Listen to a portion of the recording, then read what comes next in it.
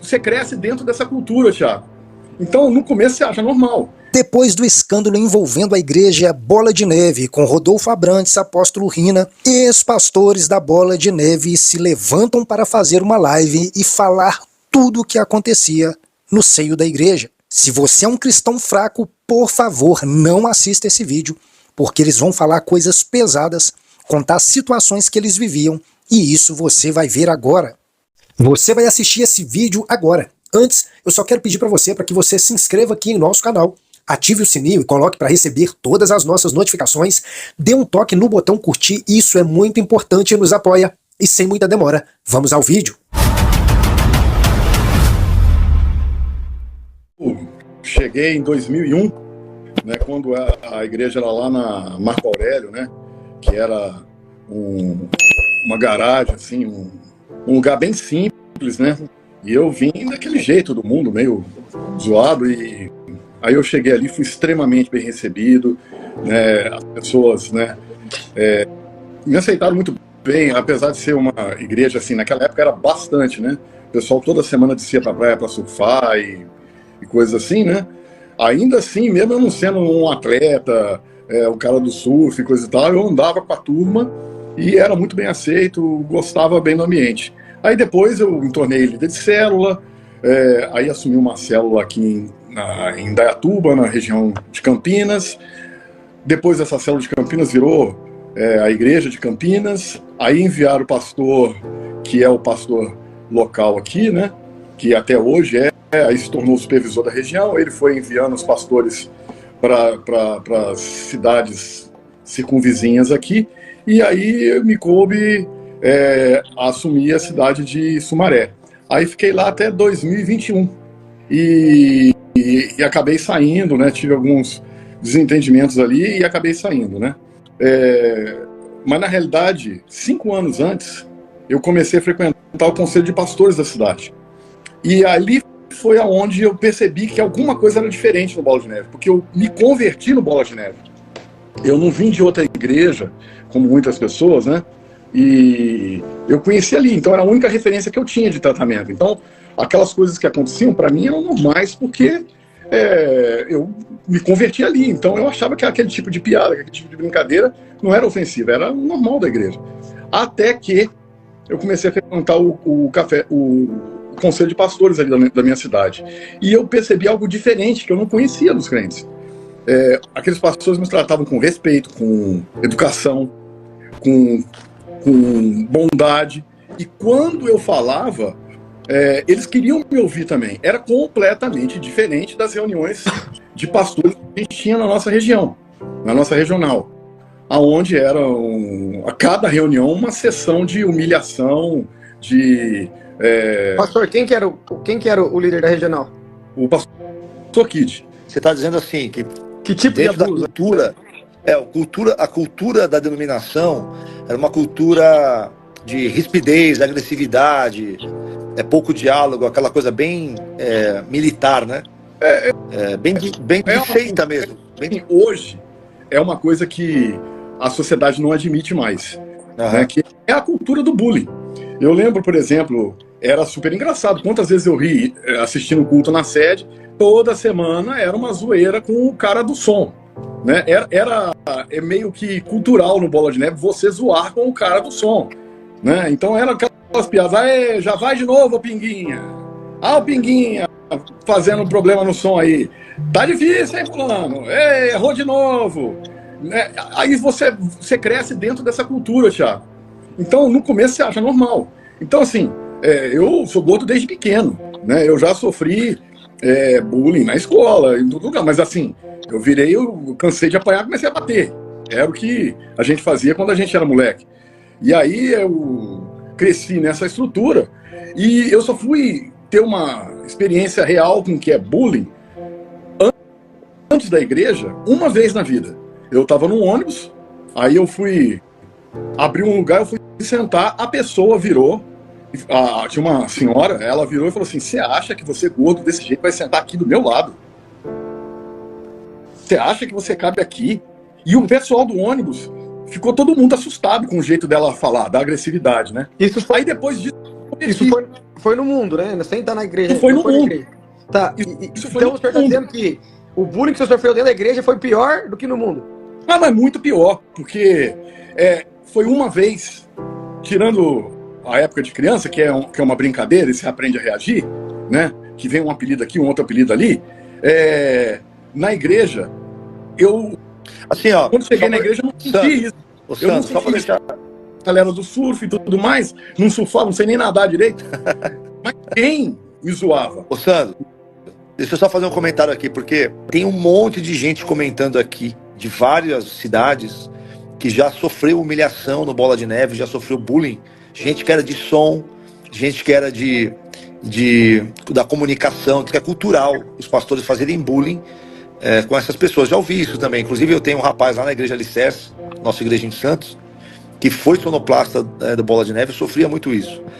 Parece que é uma coisa cultural, né? Então, assim, vocês que estão... Porque, assim, ó, gente, uma das questões que a gente tem falado sobre o Bola de Neve, que aí é minha parte, né, teológica, é que, sim, a Bola de Neve adquiriu, ao longo dos anos, muitas características de seita, né? Essa questão do uso do bullying como método de controle, porque, deixa eu explicar tecnicamente, né? O que acontece? Quando você tem uma série de mecanismos de controle de massa, de silenciamento, você vai usando técnicas para manter aquele grupo submetido ao controle, tá? Então, e assim, essas técnicas nem sempre elas são estudadas. Acontece que há um certo tipo de pessoas, principalmente pessoas com algum tipo de condutopatia, narcisistas, psicopatas, sociopatas, que eles têm o aparelho, o equipamento natural para usar o uso dessas técnicas de forma espontânea. Não estou dizendo que os líderes dessa igreja têm essas condutopatias. Porém, nós vivemos numa cultura, quando você quer militarizar um grupo, quando você quer tornar um grupo uma seita, você vai utilizar esses mecanismos que essas pessoas utilizam. Então, uma das formas de você manter uma grande multidão de pessoas submetidas a qualquer coisa que você diga e com muito medo de dar uma opinião ou de alguma forma se expressarem livremente, é você escolhendo alguém no meio daquele grupo e batendo e humilhando publicamente, porque aí você ensina para os demais, inconscientemente, o tipo de tratamento que eles vão receber se eles se voltarem contra você. Então, isso é uma técnica de manipulação de grupo. Se isso foi estudado, se isso é uma estratégia ou se isso é feito espontaneamente, aí já é outra coisa. Eu creio que isso, pelos líderes abaixo da pirâmide, não é uma coisa estudada. Eu, lá de dentro, olhar de dentro, é algo aprendido do comportamento. Aprendido, né? O óleo desceu pela cabeça? Pela barba de Arão, escorreu. Pastor, eu só queria... Conta pra nós um caso bem grave assim, de bullying que o senhor sofreu. E aí nos conta, porque o senhor, o Rina, ele tem falado que não sabia de abuso, fez aquele pedido. E nós chamamos vocês aqui porque eles fizeram um pedido, eles fizeram uma nota de falecimento. Fizeram uma nota de falecimento ali, dizendo que não sabiam, que, nossa, que são uns coitados ali, tá?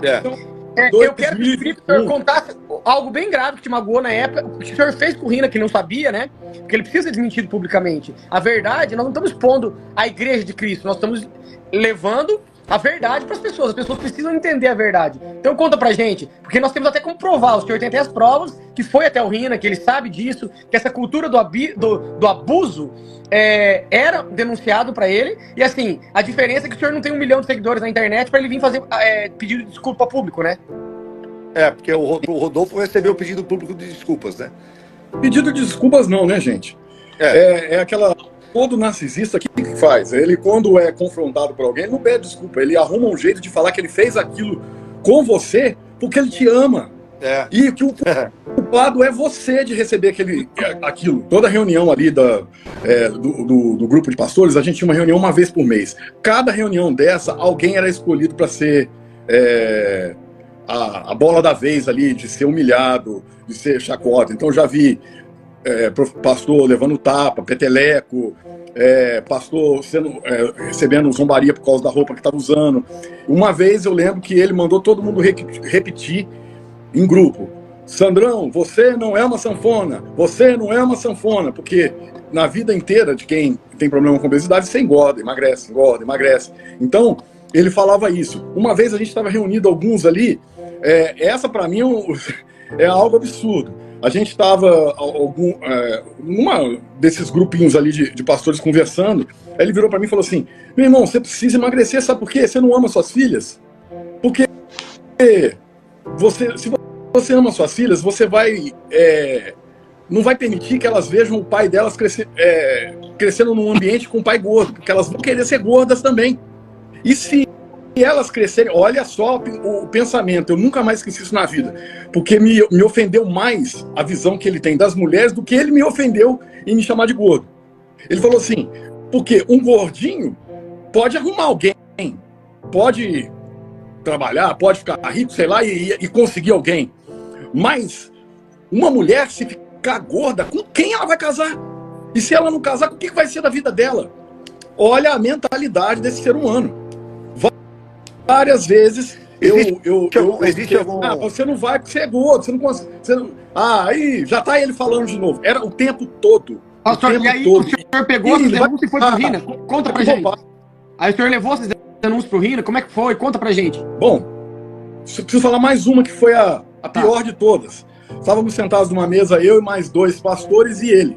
Aí ele virou pra mim e falou assim: eu vou fazer um pacto com você. Primeira coisa que eu pensei, quem faz pacto é o diabo, né? Ele falou assim: eu vou fazer um pacto com você. Se em 3 meses você não chegar a 2 dígitos, eu vou te tirar da sua igreja. Aí, eu era um funcionário, né? A gente era funcionário, entre aspas, né? Porque a gente não podia ter essa alcunha de funcionário, mas a gente trabalhava para a igreja. Toda vez que tinha algum congresso, eu falava assim: por que vocês não estão aqui? Vocês não são como as outras pessoas, vocês são pactos. Ô, Sandro, por que isso daí valia para você e não valia, por exemplo, para algumas outras pessoas da família que tem um grau também de obesidade e elas também sofriam essa execração pública? Não. Isso aí era uma coisa velada até uma determinada época, né? Era só para aqueles grupos de liderança, era ali que era o sofrimento, porque estava entre os pastores ali, e ali ele o tempo todo me zoava, né? Qualquer coisa que eu falasse, ele desconsiderava. Tá bom. O tratamento era esse, né? Eu lembro claramente uma reunião que ele virou e falou assim: vocês acham que Deus fala com vocês? Vocês, pastores, vocês acham que Deus fala com vocês? Deus fala comigo. Se Deus não falar comigo, ele não falou com vocês.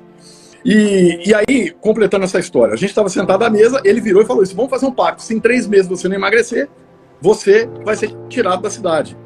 Eu fiquei... Você imagina a pressão que passa uma pessoa que está servindo no ministério e escuta isso. Eu não penso... O que você vai pensar daí para frente? Você vai pensar em como fazer a obra de Deus ou em como emagrecer? Era a única coisa que tinha na minha cabeça. E aí, uma vez, teve um evento de pastores, e eu vim como presidente do Conselho de Pastores de Sumaré, com alguns pastores de lá. A gente estava sentado num lugar, ele me chamou no canto e falou assim: eu tô de olho, hein? Quero ver se você vai emagrecer. Senão, em 3 meses, você vai rodar, hein? Ou seja, o tempo todo eu era ameaçado por ser gordo. Literalmente, por ser gordo, né? Só que uma coisa assim, às vezes as pessoas acham que a gente tá com raiva. Eu não tenho raiva desses caras. Na realidade, eu já os perdoei. Só que nem por causa disso eu tenho que aceitar esse tipo de coisa, achar que isso é normal porque eu os perdoei. Eu os perdoei que eles sejam felizes e vivam a vida deles onde eles quiserem. Mas eles não são mais do meu ciclo. A gente está tornando essas práticas públicas para evitar que elas continuem sendo praticadas com pessoas novas na fé, com jovens, né? Ninguém tem alegria aqui em expor todas estas coisas. Porém, isso é uma conversa que está atingindo a sociedade, a igreja. Você vê hoje vários livros sendo escritos sobre abuso religioso. Tem o livro Uma Igreja Chamada Tove, né? É uma agenda da nossa época. Você chegou até aqui nesse vídeo. Eu quero dizer para você que é um prazer muito grande ter você por aqui. Se não for pedir demais, se inscreva em nosso canal, ative o sininho e coloque para receber todas as nossas notificações. Dê um toque no botão curtir, isso é muito importante e nos apoia. Esse é o canal Mover Gospel e eu espero por você aqui no próximo vídeo.